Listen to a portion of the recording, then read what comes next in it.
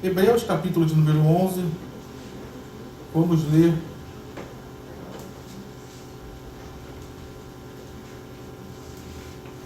versículo 2. Depois a gente pula para o 32. Hebreus 11. Você que já achou, diga glória a Deus. Glória a Deus. Diz assim, vamos ler o 1 e o 2, né, só para...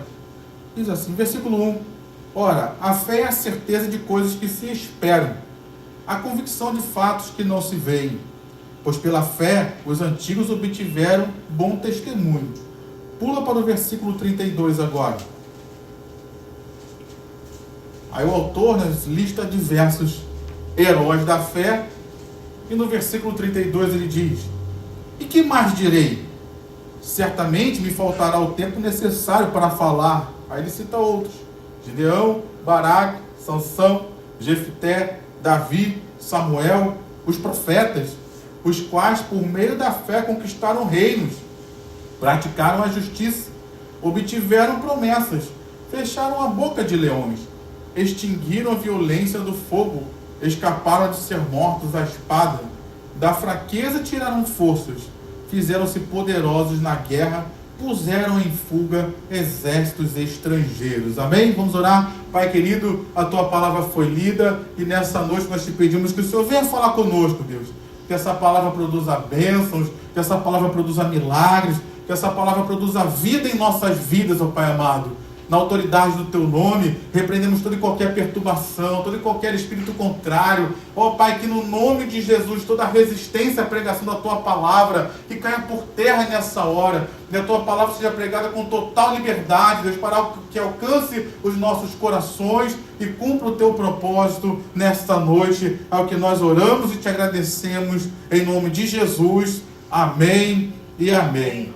Olhando para a Bíblia, queridos, às vezes nós podemos ser tentados, se é que eu posso dizer assim, a olhar para alguns personagens da Bíblia e achar que eles são fictícios. Achar que aquilo que está sendo contado não pode ser exatamente como está sendo dito ali.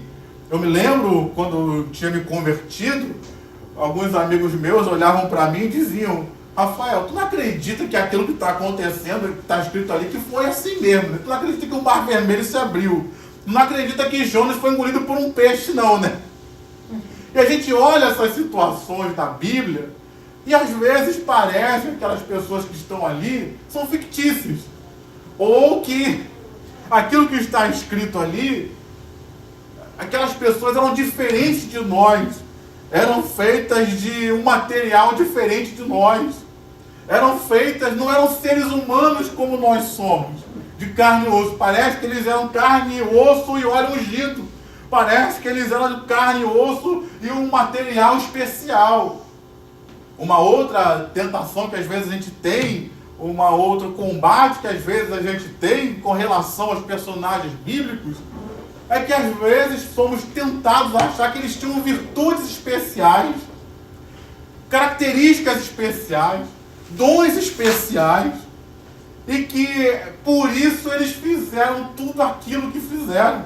Por isso conseguiram, como a gente leu aí no texto, vencer batalhas, se fazerem poderosos nas batalhas, vencerem exércitos, conseguirem triunfar em situações nas quais eles estavam em inferioridade.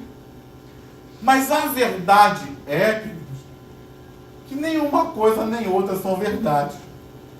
As pessoas do Antigo Testamento, elas eram de carne e osso exatamente iguais a nós. Não é à toa que Deus faz questão de usar Tiago na sua carta, no capítulo 5, ele vai nos dizer que Elias era homem sujeito às mesmas paixões que nós. Como que dizendo, Elias era de carne e osso igual a gente, mas ele orou e Deus ouviu. Então nós vemos que os personagens do Antigo Testamento, eles eram seres humanos iguais a nós. E a gente olhando também para a vida deles, a gente percebe que eles também eram semelhantes a nós com relação às virtudes. Eles tinham virtudes? Tinham. Todos esses que nós lemos aqui tinham virtudes. Mas deixa eu te perguntar, eles tinham defeitos? Tinha ou não tinha? Muito semelhante a nós. Olha para esse irmão que está do seu lado. É um irmão que tem virtudes.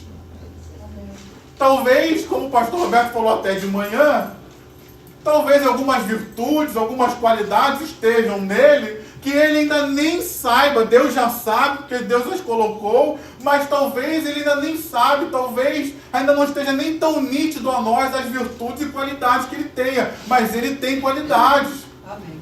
Amém?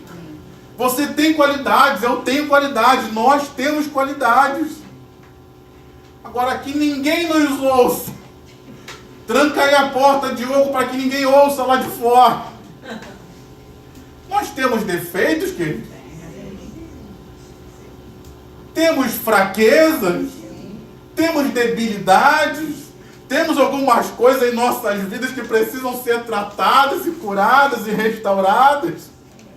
Então, queridos, a gente precisa entender isso. Aqueles homens, aquelas mulheres do Antigo Testamento eram semelhantes a nós em tudo. Então, qual foi a coisa, a situação, a questão que fez a diferença na vida deles? O que será que na vida deles os capacitou a serem de carne e osso iguais a nós, a terem virtudes e defeitos iguais a nós, mas ainda assim fazerem e viverem algo extraordinário, mas ainda assim fazerem e viverem coisas que ninguém mais reproduziu, ainda assim fazerem e viverem coisas maravilhosas na vida deles, na história da vida deles, das pessoas ao redor deles? O que é que foi de tão extraordinário neles? Obrigado, minha irmã. Você já leu o spoiler aí do nosso tema. Pela fé. A fé que foi algo que tornou aqueles homens, aquelas mulheres capazes de viver, experimentar e realizar o extraordinário. Mas a fé que eles tinham em quem? Neles mesmos? Na capacidade deles? Na força deles? Não, foi depositar a confiança deles em Deus que fez com que eles conseguissem realizar coisas extraordinárias. Então nessa noite já vale um pensamento nosso. Nessa noite já vale algo para a gente se examinar. Se eu sou semelhante a essas pessoas, de carne e osso iguais a elas, com qualidades e defeitos iguais a elas, eu posso hoje realizar coisas extraordinárias também? Sim. Sim ou não? Sim. A fé hoje está disponível para nós? E no nosso caso, trazendo para nós do Novo Testamento, para nós ainda há uma virtude especial. Ainda para nós está ainda mais fácil. Porque aquelas pessoas, elas estavam vivendo e cumprindo a palavra de Deus na expectativa de que Jesus viria. Elas estavam vivendo e estavam sendo instrumentos da palavra de Deus sendo escrita ainda. Hoje não. Hoje Jesus já veio. A promessa já se cumpriu do Salvador. Hoje a palavra de Deus já está completa. O Antigo e o Novo Testamento já estão escritos, já está selado. Não vai acrescentar mais nada, nem diminuir mais nada. Então hoje, para mim e para você, ter fé, ter confiança em Deus é muito mais fácil. Eu só ouvi um amém. Hoje, para eu e você termos fé, a gente pode examinar a palavra de Deus e ver que está tudo se cumprindo. Então Deus não é mentiroso, Deus continua falando e cumprindo a sua palavra. Então Ele é digno de confiança.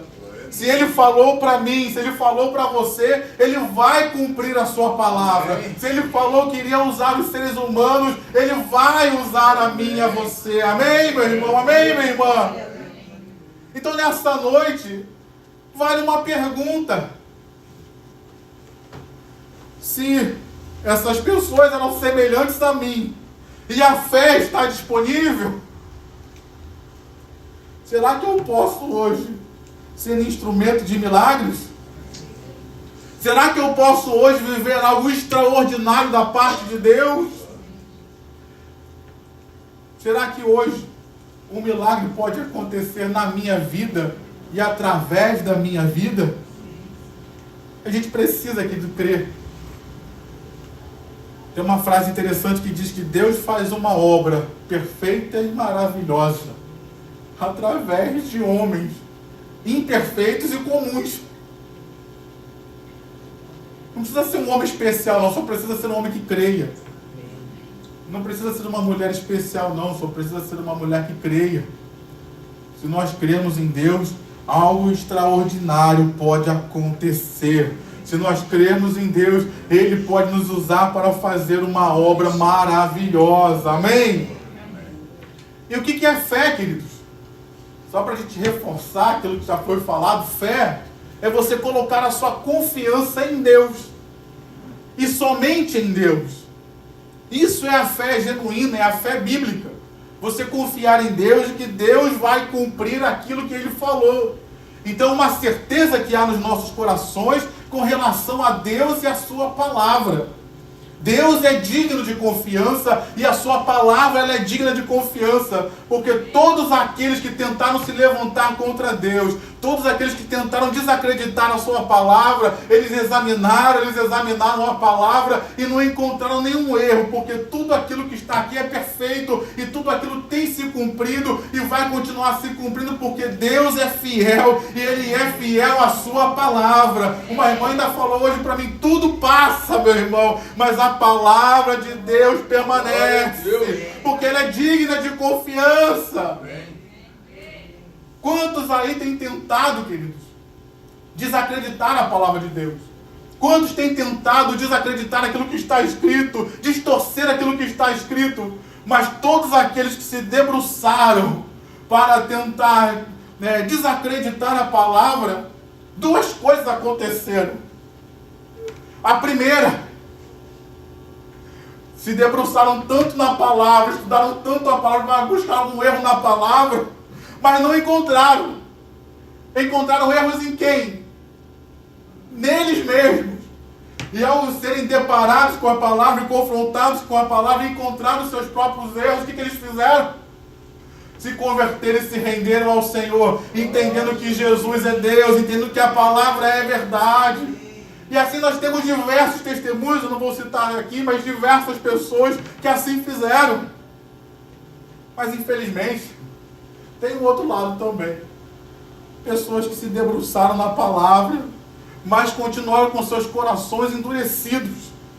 Mas ainda assim, todos os que se debruçaram na palavra, ainda que não tenham se rendido à palavra, não puderam encontrar um erro ou uma falha na palavra de Deus, porque ela é fiel, ela é verdadeira. Como diz o Salmo 19, a lei do Senhor ela é perfeita, não há erro nela, e Deus continua cumprindo a sua palavra. E como disse o próprio Senhor Jesus, nenhum tio, nenhuma vírgula, nenhum i, nenhuma parte da palavra de Deus vai deixar de se cumprir, porque Deus é fiel para falar e Deus ele é fiel para cumprir. Então nessa noite você deve confiar em Deus, colocar a sua fé em Deus, porque Ele é digno de confiança.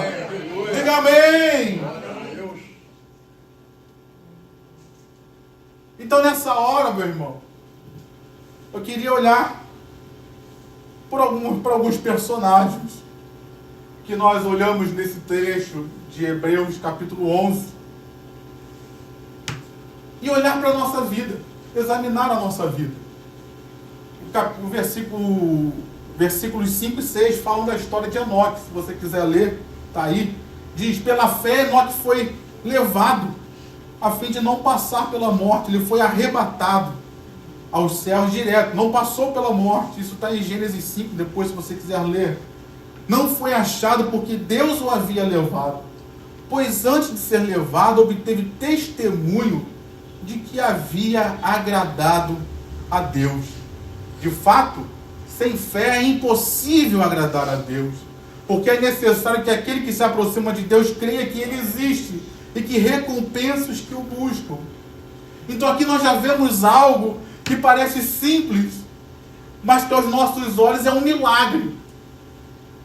Como agradar a Deus? Às vezes não nos parece impossível agradar a Deus? Como agradar um Deus tão santo? Como agradar um Deus tão perfeito? Como agradar a Deus e fazer a vontade de um Deus em que a sua vontade contraria a minha vontade?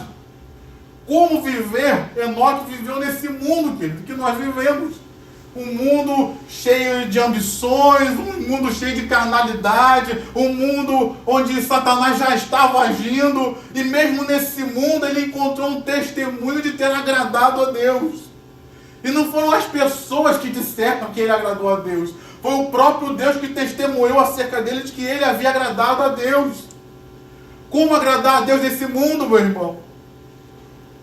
Parece-nos impossível esta obra.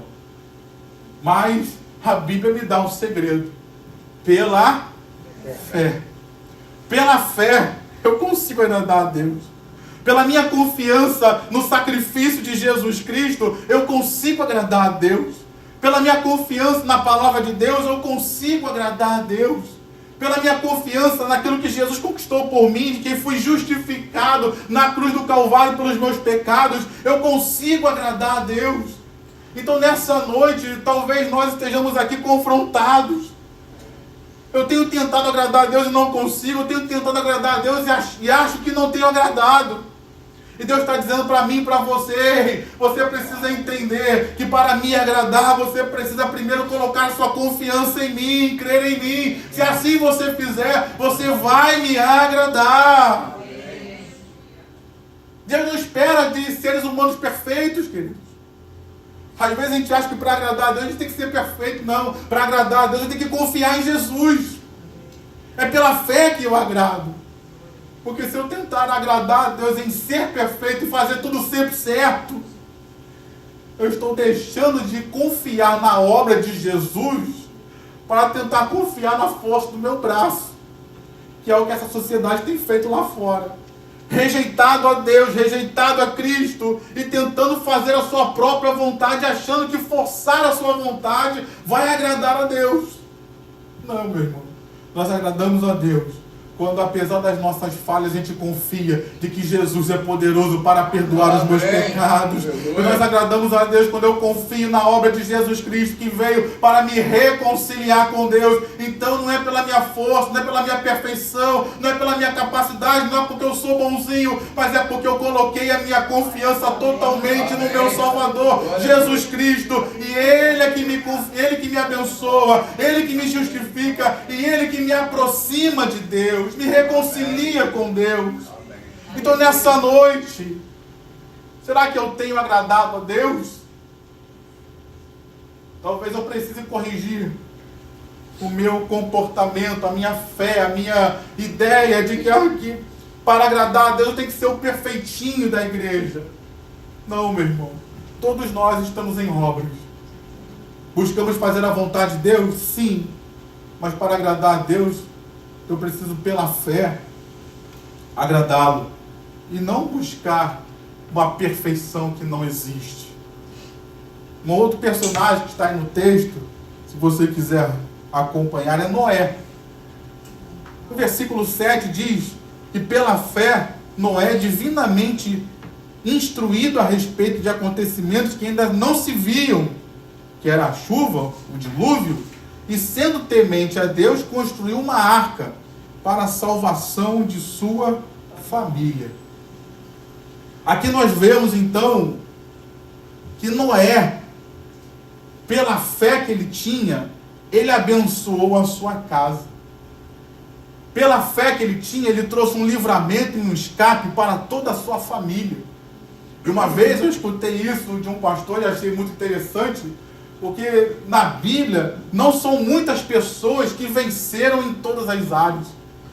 E especialmente não são todos os personagens bíblicos que venceram na família.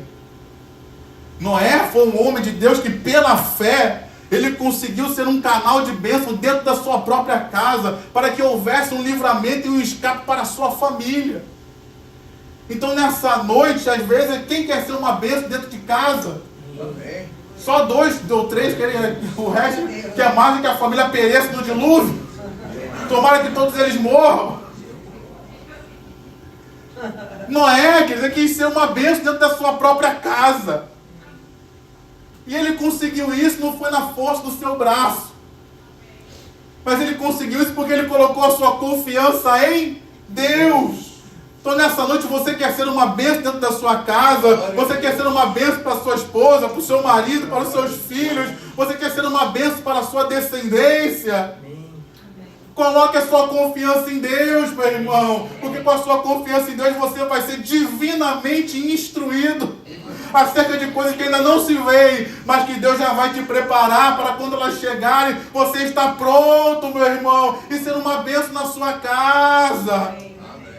Deus quer que você seja vencedor dentro de casa. Deus quer que você seja vencedor na sua família. Glória a Deus. Isso só acontece por um milagre.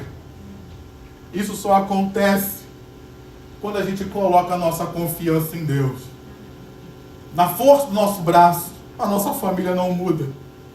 Mas se nós confiarmos em Deus, Deus tem solução para as famílias, amém? Como o pastor Roberto falou hoje pela manhã, Deus tem solução para os problemas, e especialmente os problemas de família. Então Deus tem um plano, Deus tem um milagre, Deus tem uma solução, Deus tem uma bênção para a sua casa, para a sua família, e para essa bênção se manifestar, creia, meu irmão, confie em Deus, porque Ele está agindo, diga amém. Mas eu queria olhar para outro personagem que também está no texto, que é Abraão. Nós podemos falar muitas coisas sobre Abraão, mas eu queria falar algo aqui que às vezes a gente esquece. Abraão, ele vivia na Babilônia, em Ur dos caldeus. Uz, que vivia era Jó. Ele era Ur dos caldeus, ou seja, Ur da Babilônia. A Babilônia, naquele tempo, era um local de muita idolatria. Então Abraão, ele era um idólatra. Ele era alguém que servia a diversos deuses. Mas quando a gente vê aí no versículo 8, pela fé Abraão, quando foi chamado, Deus o chamou lá no meio da idolatria. Deus o chamou lá no meio dos outros deuses, dos falsos deuses. E aquela palavra gerou uma confiança tão grande no coração de Abraão, que ele largou aqueles deuses e largou Ur dos caldeus e foi para onde Deus o havia chamado. Então aqui vale uma reflexão nossa. Será que um idólatra pode ser uma bênção? Será que Deus chama idólatras para o seu reino, para serem salvos? Então nós vemos aqui que já um personagem que é conhecido como o pai da fé tinha os seus contratempos, tinha os seus, se é que eu posso dizer assim, os seus defeitos, as suas questões a serem tratadas, mas que Deus ainda assim o chamou. E pela confiança que ele depositou em Deus, ele pôde ser tudo aquilo que Deus queria que ele fosse. E isso já traz uma palavra para nós também.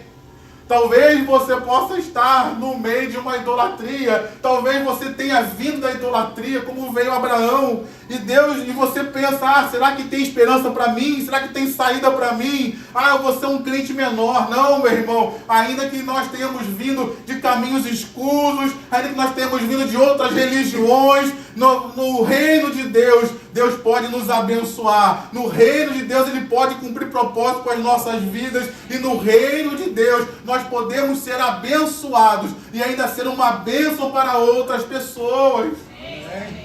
Mas como é que eu faço isso? Pela fé.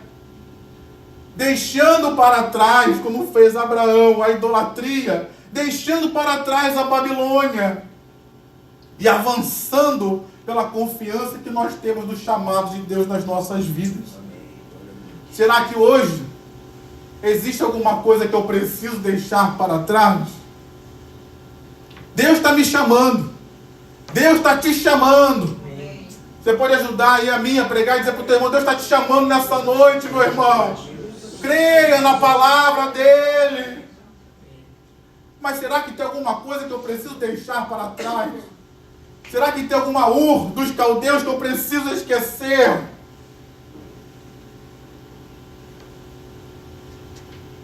Eu não posso ser crente e continuar lendo o horóscopo.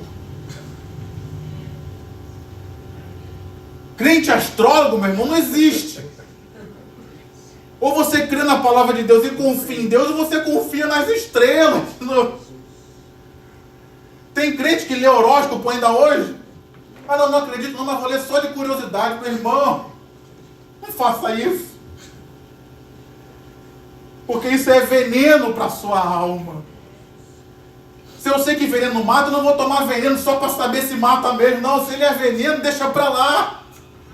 A gente já tem uma vida tão corrida que nos falta tempo para ler a Bíblia, então não vou perder tempo para ler horóscopo só por curiosidade, saber o que estão dizendo. Não, meu irmão. Crente que vai na cartomante.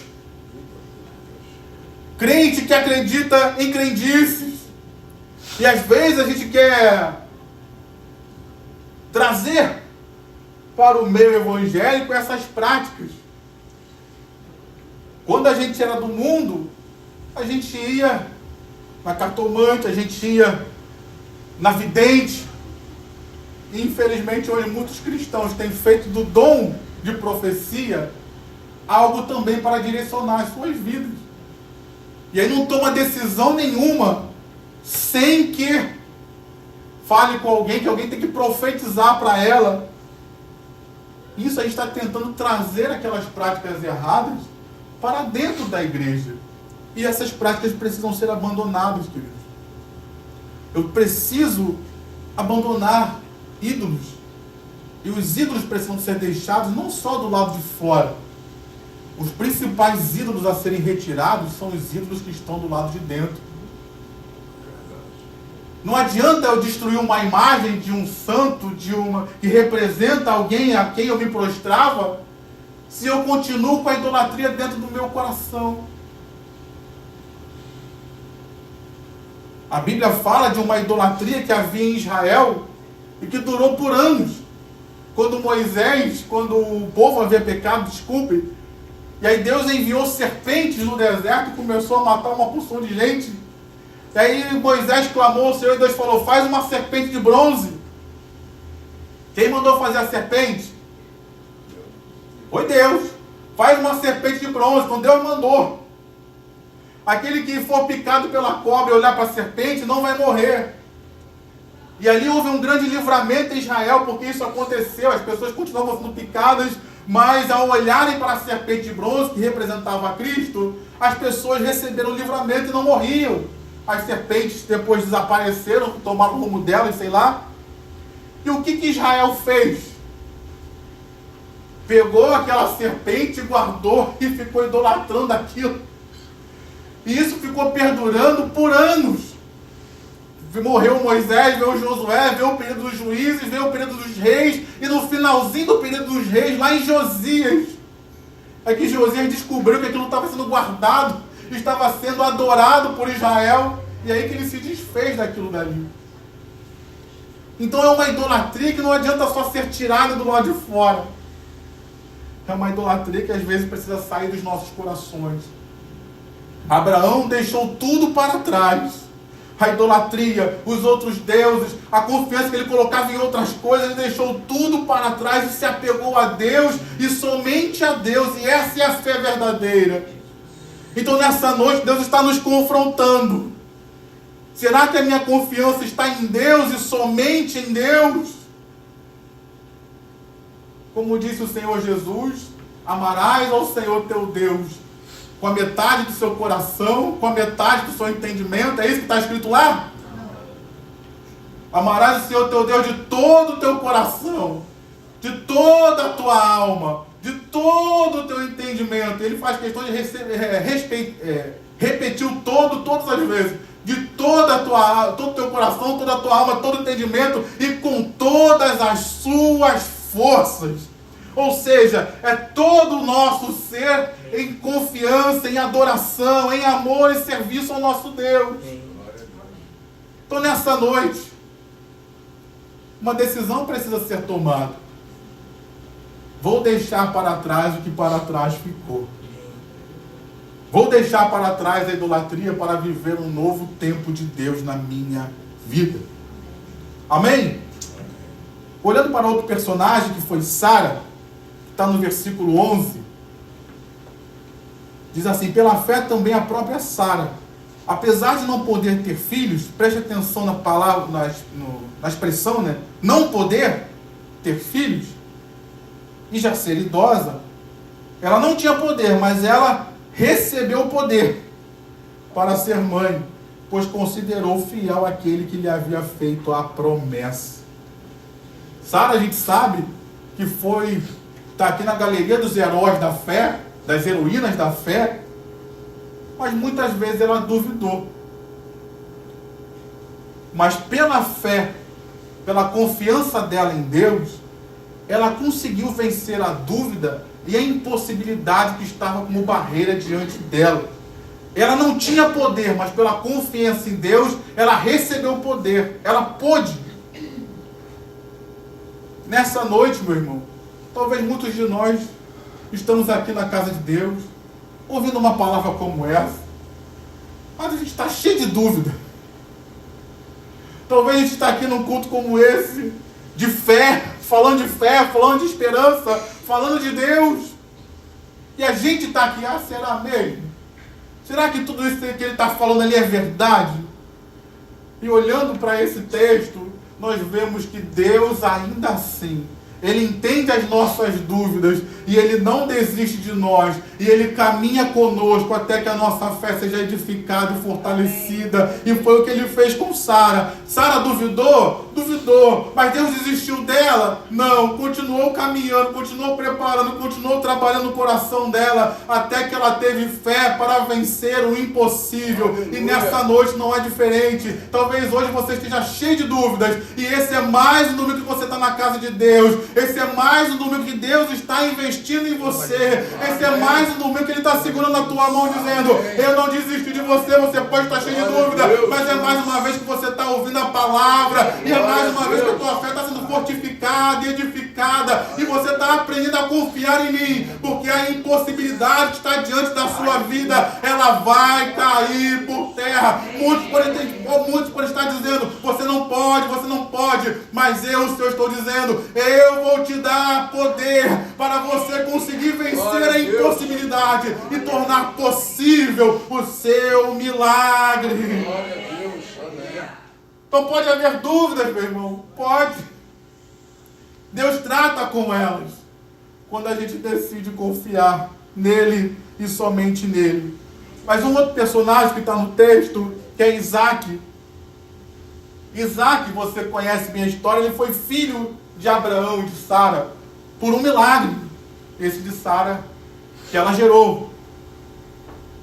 E é importante a gente entender que Isaac está no versículo, Isaac eu não anotei, mas está no versículo 20. Pela fé, Isaac igualmente abençoou Jacó e Esaú, a respeito de coisas que ainda estavam para vir. Isaac foi um homem que nasceu numa família abençoada. Na família da promessa, na família do milagre, na família que Deus estava começando algo para abençoar toda a humanidade, porque foi através da família de Abraão e Sara que a fé chegou a nós. Foi através da família de Abraão e Sara que Jesus veio para salvar a humanidade. Então ele estava numa família abençoada, não perfeita, mas uma família abençoada. Ele nasceu numa família que o pai e a mãe estão listados aí como pessoas de fé, pessoas de confiança, pessoas que confiavam em Deus, pessoas que serviram a Deus. Mas é importante a gente observar, querido, que ainda que Isaac tenha nascido numa família abençoada, a Bíblia faz questão de registrar que ele teve a sua própria fé em Deus. E isso é algo que a gente precisa trazer para nós, querido. O fato de eu conviver com pessoas de fé não quer dizer que eu tenha fé. O fato de eu ter meu pai crente não quer dizer que eu seja crente. O fato de eu ter a minha mãe crente, minha avó crente, não quer dizer que eu também seja crente. O fato de eu estar casado com uma pessoa que seja crente, seja homem ou mulher, Não quer dizer que eu seja crente também. Eu preciso ter a minha própria experiência com Deus. Bispo Roberto McAllister, fundador da Nova Vida, ele dizia que Deus não tem netos. Então, se eu sou crente, meu filho não é neto de Deus, não. Deus só tem filhos. Então, cada um precisa ter a sua própria experiência com Deus. Cada um precisa depositar a sua própria confiança em Deus. Então, você que está aqui nessa noite, talvez... eu vim de uma família abençoada. Meu pai era crente, minha mãe era crente, meu avô era ou é crente, de repente está vivo ainda. Não, meu irmão. Graças a Deus pela família que Deus te colocou. Graças a Deus pelos pais cristãos que Deus te proporcionou viver. Eu não tive isso. Se você teve, glória a Deus pela sua vida. Mas é necessário que eu e você também coloquemos a nossa confiança em Deus. Meu pai foi uma bênção, minha mãe foi uma bênção. Mas para eu ser uma bênção, eu preciso confiar em Deus também. E o convite de Deus para mim e para você nessa noite é: sua mãe é uma bênção, seu pai foi uma bênção, sua família foi uma bênção. Glórias a Deus. Mas é necessário confiar em Deus também. É necessário ter experiência com Deus também. É necessário conhecer a Deus também. E a gente vê isso na vida de Isaac. Então eu quero aqui duas coisas para nós. Você que é pai, você que é mãe, você que é avó, temos uma responsabilidade de ensinar a palavra aos filhos. Temos uma responsabilidade de ensinar a palavra às próximas gerações. Temos uma responsabilidade de ensinar a palavra aos mais jovens.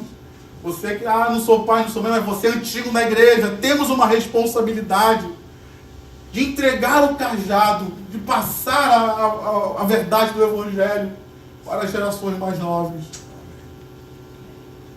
Mas existe uma segunda verdade. As gerações mais jovens também precisam buscar a sua própria experiência com Deus. Vivemos um tempo hoje, queridos, e desculpe falar isso, mas vivemos um tempo hoje em que as pessoas já não têm mais tanto interesse assim por Deus. Vemos jovens hoje que vão para as noitadas aí, vão para as raves e passam 24 horas ali, às vezes até usando drogas, passam 24 horas dentro de uma festa. E para essas mesmas pessoas a gente fala: vamos fazer um culto. Se fizer 2 horas de culto, a pessoa já está reclamando, já está olhando para o relógio e quer ir embora. Porque não há mais um interesse pelas coisas de Deus. Tem aqui pessoas que viveram na minha época de juventude. Está aqui Diácono Alexandre.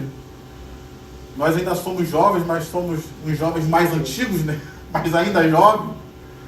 Está aqui Diaconisa Viva, minha irmã.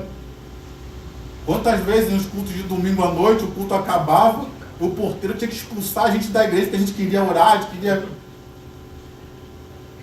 Eu me lembro, queridos, eu confesso que isso às vezes me causa até um impacto, porque a gente fazia o culto, e no final perguntava: você que quer oração? Tinha fila de pessoas que vinham pedir oração. Hoje em dia o culto acaba, eu olho assim, em 5 minutos, às vezes até menos, a igreja está vazia. Então, é necessário que a gente queira ter as nossas próprias experiências com Deus. É necessário que a gente queira conhecer a Deus e ver o agir de Deus, os milagres de Deus. E por isso às vezes eu falo essas coisas, que é para gerar no seu coração e nas gerações mais novas um desejo por essas coisas. Eu não estou com saudade daquilo que passou, não. Glórias a Deus pelas experiências que eu tive, pelas coisas que nós vivemos e aprendemos. Mas hoje eu estou aqui para também incentivar você a ter as suas próprias experiências. Glória a Deus. E quando falo de gerações mais novas da igreja, eu não estou falando só de gerações mais novas em idade, mas estou falando de gerações mais novas de conversão.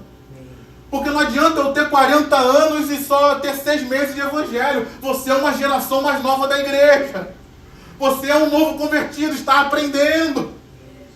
Talvez você vai ter 60 anos, vai se converter hoje e vai ter que aprender com uma pessoa mais nova do que você, que sou eu. Porque embora você tenha mais experiência do que eu de vida, eu tenho só um pouquinho mais de experiência do que você de vida espiritual. Vai ter que aprender comigo. Então nós aprendemos com a vida de Isaac, alguém, queridos, que quis ter a sua própria experiência com Deus. Alguém que colocou a sua confiança em Deus. Teve um pai abençoado, teve uma mãe abençoada, teve. Mas ele falou, não, eu também quero a promessa, eu também quero a bênção, eu também quero conhecer a Deus. Glória a Deus. Não é à toa que Deus ele é conhecido como Deus de Abraão. Mas ele também é conhecido como Deus de Isaac, porque Isaac se apropriou da bênção, da promessa de colocar a sua confiança totalmente em Deus. Então nessa noite, meu irmão, será que Deus é só o Deus do seu pai? Será que Deus é só o Deus da sua mãe? Deus está dizendo, eu fui o Deus do seu pai, eu fui o Deus da sua mãe, mas eu também quero ser o teu Deus, eu também quero ser o teu pai, eu também quero abençoar a sua vida, eu também quero me revelar a você. E quero ter você pertinho de mim. Assim como seus pais foram, seus parentes foram. Amém, meu irmão? Amém, minha irmã?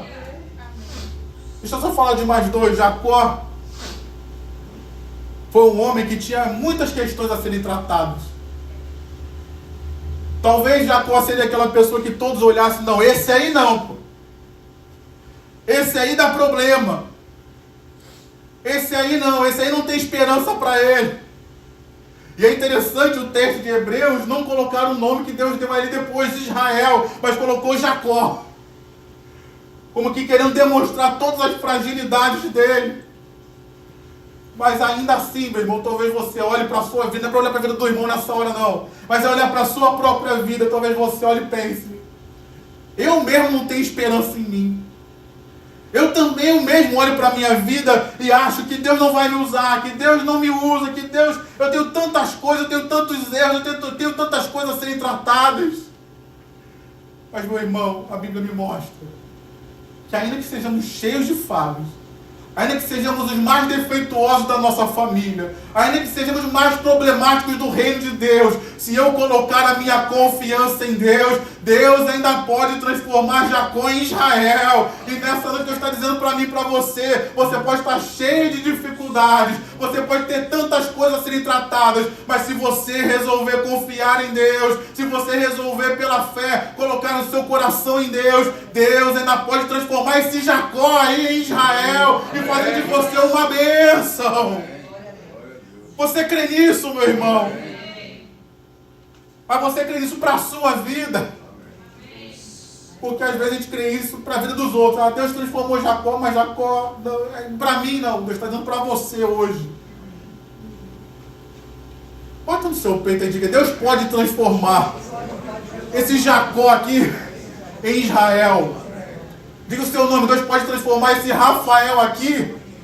Bate no peito aí, meu irmão. Deus pode transformar esse Rafael aqui em príncipe de Deus que quer ser Israel. Amém, meu irmão? Com as nossas fraquezas, com as nossas falhas, Deus pode fazer. Mas eu queria chegar até José.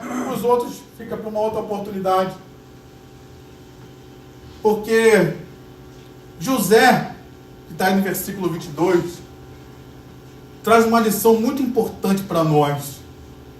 E eu queria compartilhar com você, porque, como eu falei, Deus tem solução para as famílias. Deus tem solução para os problemas e aflições da vida, como disse o pastor Roberto hoje pela manhã, especialmente para os das famílias. Fiz questão de anotar a frase que ele disse. E nós sabemos que a família de Jacó, na qual José foi inserido, foi uma família problemática. Mas que, com a intervenção de Deus, as coisas foram curadas, as coisas foram restauradas. É interessante, eu nunca tinha percebido isso, mas é interessante você observar que na família anterior, no caso de Abraão e Sara, Abraão teve 2 filhos, e depois teve mais, que foi Ismael e depois Isaac. Mas nessa relação, os irmãos não conviveram. Chegou um tempo que Ismael foi retirado, né? Foi mandado embora por Abraão, e ele foi viver a vida dele, a história dele, e Isaac viveu sozinho. Mesmo depois que Sara morreu e Abraão teve outros filhos, ele manteve esses outros filhos separados de Isaac, porque Isaac era o filho da promessa. Depois Isaac teve filho. E o mesmo aconteceu. Teve 2 filhos, no caso de Isaac só 2, Jacó e Esaú. Mas esses irmãos também não conviveram por um propósito de Deus, que eu não vou aqui explicar porque não é esse o meu tema da mensagem, mas cada um seguiu o seu caminho. Mas no caso de José, não. No caso de José, embora tivesse tido diversas dificuldades dentro daquela família, Deus tinha um propósito daquela família unida. Deus tinha um propósito de aqueles irmãos juntos para formarem a nação de Israel. Então, José foi vendido, foi retirado da família. No capítulo 38 de Gênesis, Judá, um dos irmãos, ele sai do convívio dos irmãos e vai viver com os ímpios. Então a família começa a ser desfacelada e o plano e o propósito de Deus começa a ser ameaçado. Mas Deus, ele intervém até numa família problemática. Deus, ele intervém até nos relacionamentos destruídos para costurar tudo novamente e trazer todos juntos, porque Deus tinha um propósito com aquela família unida. E Deus também está dizendo para mim e para você: a sua família pode estar com problemas, a tua família pode estar desfacelada, um para lá, um para cá, ninguém quer se falar, ninguém quer se ver, talvez sem esperança de cura, de restauração, mas eu vim com uma palavra de Deus para você nessa noite. Pela fé, meu irmão, pela confiança em Deus, essa família ainda pode ter solução. Pela confiança em Deus, um milagre ainda pode acontecer e essa família ser restaurada novamente. Diga amém. Esse relacionamento com o filho pode ser curado. Diga glória a Deus. E a Bíblia me mostra, querido, para terminar, que José, depois que reencontrou seus irmãos, a Bíblia vai dizer que ele morreu com 110 anos no Egito. Depois que ele reencontrou com seus irmãos, ele ainda viveu aproximadamente 70 anos com aqueles homens. 70 anos com aquelas pessoas que o prejudicaram, que tentaram mal contra a vida dele. Ele viveu 70 anos com aquelas pessoas, ou seja, a família reunida novamente.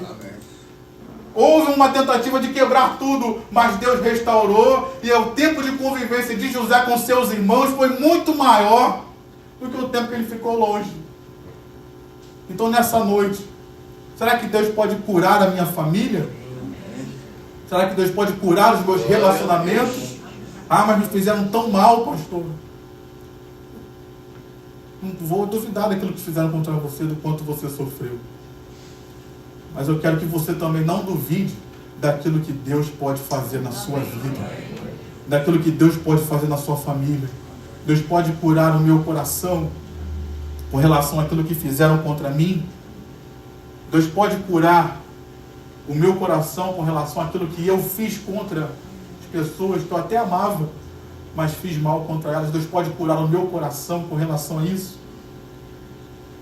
Pode, meu irmão, não pode? Se eu confiar em Deus, Deus tem solução para a minha família. Se eu confiar em Deus, Deus tem solução para as complicações que nós mesmos geramos dentro de casa. Então nessa noite, confie em Deus, meu irmão. Amém. Confie em Deus, minha irmã.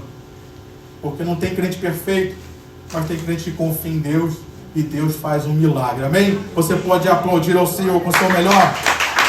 Você pode dizer glória a Deus. Se coloque de pé. Quero orar por você, por mim, por nós nessa noite.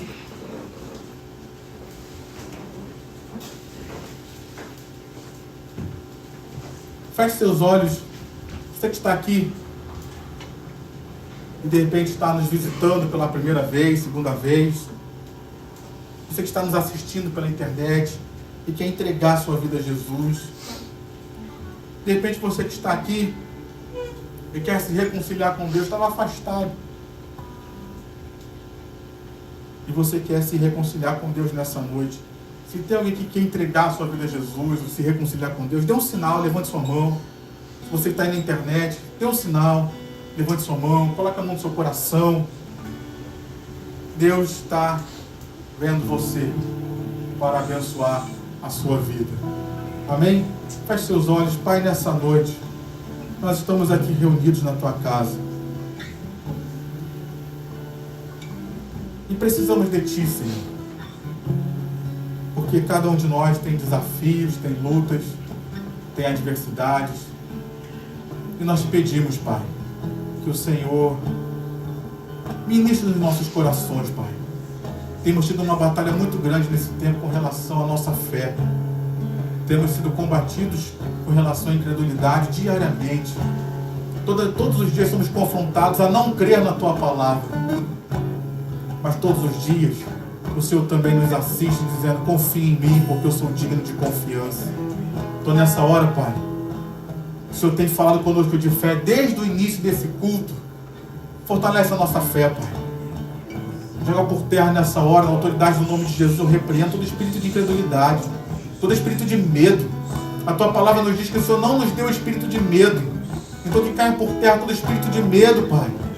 E que no nome de Jesus o Senhor nos dê coragem, o Senhor nos dê ousadia para poder viver aquilo que precisa fazer aquilo que precisa ser feito para viver milagres. Você pode repetir comigo: eu quero viver milagres, Deus. Eu quero viver os Teus milagres para a minha vida. Então, Pai, entra com o poder nas nossas vidas e faz aquilo que é extraordinário em nossos corações e nas nossas situações, em nome de Jesus. Amém e amém.